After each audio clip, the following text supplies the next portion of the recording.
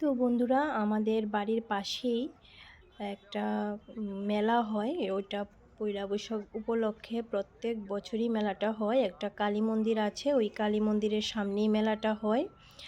আর ওইখানে চড়ক পূজাও হয়। অন্যান্য জায়গা তো চৈত্র মাসের লাস্ট দিনে চড়ক পূজা হয়, আর এখানে পয়লা বৈশাখের দিন চড়ক পূজাটা হয় আর কি। তো চড়ক পূজাটা 3টা থেকে শুরু হয়। তো আমরা চড়ক পূজাটা দেখতে পারিনি, কারণ আমরা সন্ধ্যা 7:30টার সময় গিয়েছিলাম মেলাতে।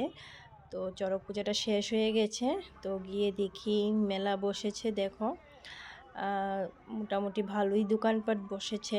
তো আমি, আমার ছেলে, হাজব্যান্ড সন্ধ্যার সময় একটু ঘুরতে গিয়েছিলাম, কারণ পয়লা বৈশাখ উপলক্ষে কোথাও যাওয়া হয়নি।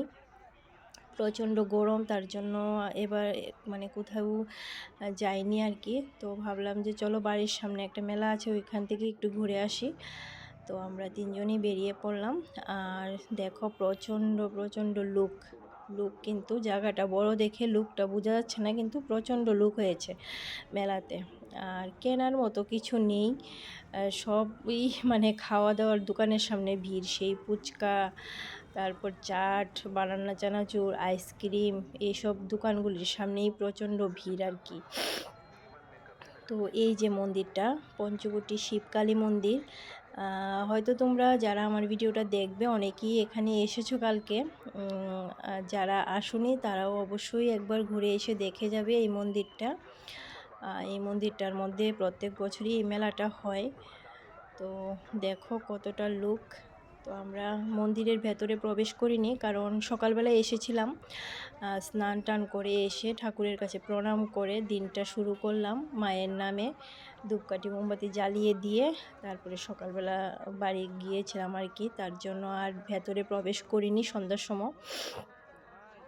তারপরে ছেলে বলছে খাবে, তো ছেলে খাবে চাট আর ছেলের বাবা খাবে বানানা চানাচুর। এই যে দেখো, তো ও আমাকে বলছে তুমি খাবে, আমি বলছি না, আমি খাবো না, কারণ আমি এখন বাইরের জিনিসটা কমই খাই, কারণ আমার প্রচণ্ড গ্যাসের প্রবলেম হয়।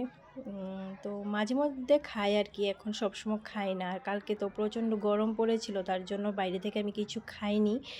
এই যে এটা আমি কিনেছি আমার মার জন্য, কারণ মা বলেছিল এটা কেনার জন্য। এটাতে চন্দ্রবিত্রু লয়, বা অনেকে ঠাকুরের সামনে তুলসী পাতা দিয়ে জল দিয়ে রাখে। তো বড় পাইনি আর কি, আমি ছোটই পেয়েছি, যেটা পেয়েছি ওইটাই নিয়েছি। তো হঠাৎ করে দেখো একটা ফায়ার সার্ভিস গেল, কোথায় জানি কি হলো কি জানি। তো আমি ভিডিওটা তখন করছিলাম, গাড়িটা তখন যাচ্ছিল আর কি। তো যাই হোক, ছেলেও চাট খেয়ে নিল। তারপরে এই যে আর কি, মেলার ঘোরা শেষ, তো এখন চলে যাচ্ছি বাড়িতে। তো বন্ধুরা, আমার ভিডিওটা কেমন লেগেছে তোমরা অবশ্যই সবাই কমেন্ট করে জানিও। সবাই ভালো থেকো, সুস্থ থেকো। আবার পরের বছর মেলা